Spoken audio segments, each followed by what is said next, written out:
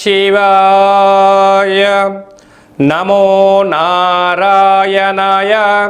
కర్మ నివారణ కాలభైరవ దేవత అనుగ్రహ ప్రసాద సిద్ధిరస్తు. 16/4/2026 నుండి 30/4/2026 వరకు ద్వాదశ రాశుల్లో గ్రహ గమనాలను అనుసరిస్తూ ఎలా ఉందో తెలుసుకుందాం. ద్వాదశ రాశిలో గ్రహ గమనాలని తెలుసుకుందాం. మేషరాశిలో ఏడాది తర్వాత రవి భగవానుడితో కూడుకున్న శుక్ర భగవానుడు, మిథున రాశిలో దేవగురు బృహస్పతి సంచార స్థితి, సింహరాశిలో కేతు సంచార స్థితి, కుంభరాశిలో రాహు సంచార స్థితి, మీనరాశిలో కుజుడు బుధుడు శని సంచార స్థితితో ద్వాదశ రాశుల్లో గ్రహ గమనాలు ఈ విధంగా ఉన్నాయి. మకర రాశి వారికి శ్రీ పరాభావనవ సంవత్సరంలో ఆదాయ వ్యయాలు చాలా వైవిధ్యభరితంగా ఉన్నాయి. ఏడాది తర్వాత రవి భగవానుడు అర్ధాష్టమ రవి అర్ధాశ్రమ శుక్ర సంచార స్థితి ఉన్నప్పుడు చైత్రమాస మొదటి అమావాస్య సందర్భంగా ఎలాంటి విధి విధానం పాటించాలో, గ్రహ దోషాన్ని తొలగించుకొని గ్రహ ఐశ్వర్యం ఎలా పొందాలో ఈ వీడియోలో సవివరంగా సంపూర్ణంగా తెలుసుకుందాం. మకర రాశిలో ఏ నక్షత్రాలు వస్తాయిగా? ఉత్తరాషాఢ నక్షత్రంలోని 2, 3, 4 పాదాలు, శ్రవణ నక్షత్రంలో 4 పాదాలు, ధనిష్ఠా నక్షత్రంలోని 1, 2 పాదాలు కలిపితే మకర రాశి. రాశాధిపతి శని భగవానుడు. వీరికి ధనవాకు కుటుంబ స్థానంలో రాహు సంచార స్థితి ఉండడం వలన వీరికి ధనం వచ్చినా, అదృష్టం వచ్చినా, ఆనందం వచ్చినా విపరీతంగా వచ్చేస్తుంది. కష్టాలు వచ్చా కూడా అలాగనే వచ్చేస్తాయి. అనారోగ్యం వచ్చినా, స్కిన్ డిసీజ్ వ్యాధులు వచ్చినా అలాగనే వస్తూ ఉంటాయి. కనుక ఇలాంటి కాల సమయంలో వీరి యొక్క ఆరోగ్య స్థితిని కాపాడుకోవాలని చెప్పి జ్యోతిర్విజ్ఞానం తెలియచేస్తుంది. అలాగే తృతీయంలో కుజుడు బుధుడు శని సంచార స్థితి ఉన్నప్పుడు తప్పక తల్లిదండ్రుల మాట, గురువుల మాట, పై అధికారుల మాట, సహా ఉద్యోగుల మాట వినడము ఉత్తమోత్తంగా భావించగలగాలి. ఏడాది తర్వాత రవి భగవానుడు అర్ధాశ్రమంలో ఉండడం వలన దూరావాయు జల ప్రయాణం చేసేటప్పుడు ఎన్నో జాగ్రత్తలు అవసరం. కనుక నీటికి నిప్పుకు చాలా దూరంగా ఉండాలి, అబద్ధాలకు చాలా జాగ్రత్తగా ఉండాలి. అలాగనే 6వ స్థానంలో గురు సంచార స్థితి ఉండడం వల్ల ఎప్పుడు ఏదో ఒక అభద్రతా భావము, ఇది చేయొచ్చా చేయకూడదా, చేస్తే ఏమవుతుంది చేయకపోతే ఏమవుతుంది అన్న పరిస్థితి చాలా అధికంగా ఉంటుంది.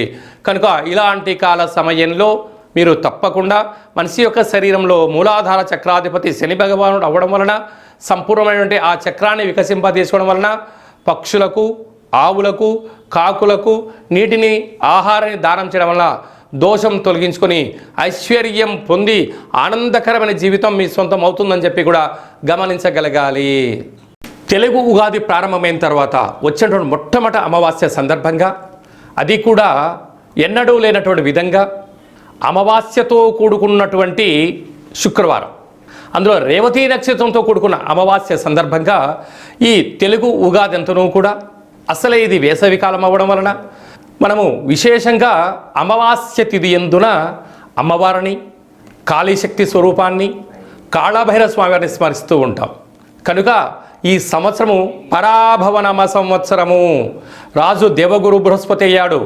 కనుకనే మరి ఈ సంవత్సరం అంతనూ కూడా ఎలాంటి అవమానాలు జరగకుండా ఉండాలి అన్నట్లయితే ఈ శుక్రవారం రోజున అమావాస్య తిథి యందున రాత్రిపూట అనగా మనకు సాయం సంధ్య దాటిన తర్వాత, అంటే మనకు ఇది వేసవికాలం అవ్వడం వలన 6:30, 7 తర్వాతనే మనకు చీకటి పడుతూ ఉంటుంది.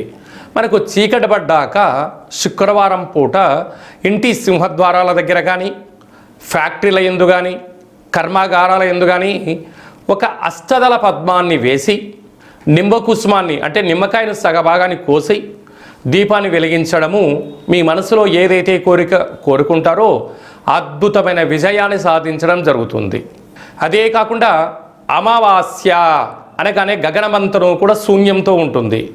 మనము ఆ రోజు శుక్రవారం రోజు అవ్వడం వలన రాత్రిపూట అంటే మనకు 7 నుంచి 12 లోపల వరకు ఎవరికి మనకు ఖాళీ సమయం దొరికితే ఆ సమయం అంతను కూడా ఒక వెడల్పాటి పాత్రలో పచ్చి పాలను, అంటే పాలను కొన్న పాలైనా, ఆవు పాలైనా, గేదె పాలైనా ఏదో పాలను పోసి గగనాన్ని అనగా ఆకాశాన్ని పాలలో వీక్షింపచేసి మీ మనసులో ఏదైతే కోరిక ఉందో కోరుకొని ఈ పాలను పిల్లికి కానీ, కుక్కకు కానీ, వృక్షానికి కానీ పొయ్యడం వలన పంచభూత ఆశీస్సులు కలిగి మనం ఏదైతే అనుకుంటామో ఈ సంవత్సరంలో పరాభవనామ సంవత్సరము కనుక ఎవరికి అవమానాలు లేకుండా సూర్య చంద్రాదులు ఎంత విజయాన్ని కలిగిస్తూ మనకు భూమండలం మీద వెలుగును ప్రసాదింపజేస్తారు.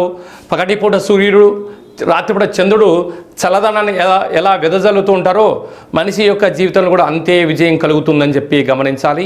ఈ చిన్న కార్యక్రమాన్ని ఆచరింపచేద్దాం. మొదటి అమావాస్య కార్యక్రమ సందర్భంగా కాలాన్ని శాసింపజేసే శక్తి కాలభైరవుడికి ఉంటుంది.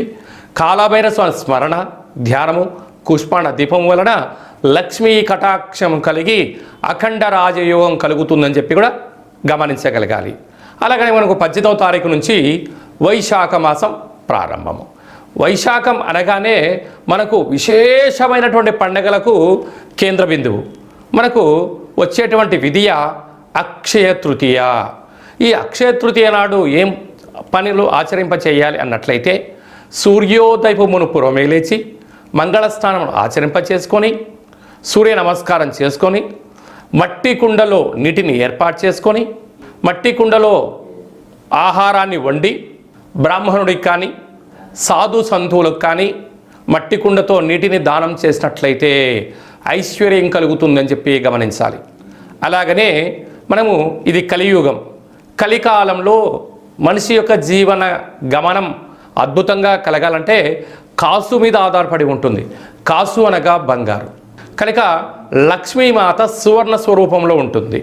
కనుక ఒక తమలపాకు పైన కానీ లేకపోతే పసుపుతో చేసినటువంటి వేదిక పైన కానీ తెలుపు వస్త్రం పైన కానీ లేకపోతే బంగారు వర్ణం కలిగినటువంటి పట్టు వస్త్రం పైనను ఇంట్లో ఉండబడినటువంటి ఏదో ఒక బంగారు యొక్క వస్తువును పెట్టి యథాశక్తిగా సువర్ణాం హిరణ్మయీం లక్ష్మీం జాతవేదో మమావహ అనేటువంటి మంత్రాన్ని, ఓ లక్ష్మీమాత ఈరోజు నిన్ను స్మరిస్తున్నాను, మిమ్మల్ని ధ్యానిస్తున్నాను, మా గృహమంతా సువర్ణమయమైపోయి నా జీవితం అంతా కూడా సువర్ణపు కాంతులతో వెదజల్లే శక్తిని ప్రసాదించమని మనసా వాచ కోరుకొని ధూపదీప నైవేద్యములను ఏర్పాటు చేసుకొని ఆ యొక్క బంగారు యొక్క వస్తువును పర్సులో పెట్టుకోవడం కానీ పూజామందిరంలో ఉంచడం కానీ దేవతా మూర్తి దగ్గర ఉంచడం వలన సంవత్సరాంతము మనకు లక్ష్మీ కటాక్షం కలుగుతుంది అని చెప్పి గమనించాలి.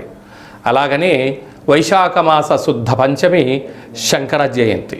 ఈ భూమండలానికి అంతను కూడా ఆధ్యాత్మిక భక్తితత్వాన్ని ప్రసాదించే మహానుభావుడి యొక్క జయంతి కనుక తెలిసి ఓ నమ శివాయ అన్న, తెలియక ఓ నమ శివాయ అన్న, జయ జయ శంకర అని అన్న అఖండమైనటువంటి ఆ పరమేశ్వరుడి యొక్క కృప కటాక్ష వీక్షణ కలుగుతుందని చెప్పి గమనించాలి. కనుక మనమందరము కూడా ఆ యొక్క మహానుభావుడి యొక్క స్మరణ ధ్యానము జీవితం చరితార్థం అని చెప్పి గుర్తుపెట్టుకోగలగాలి.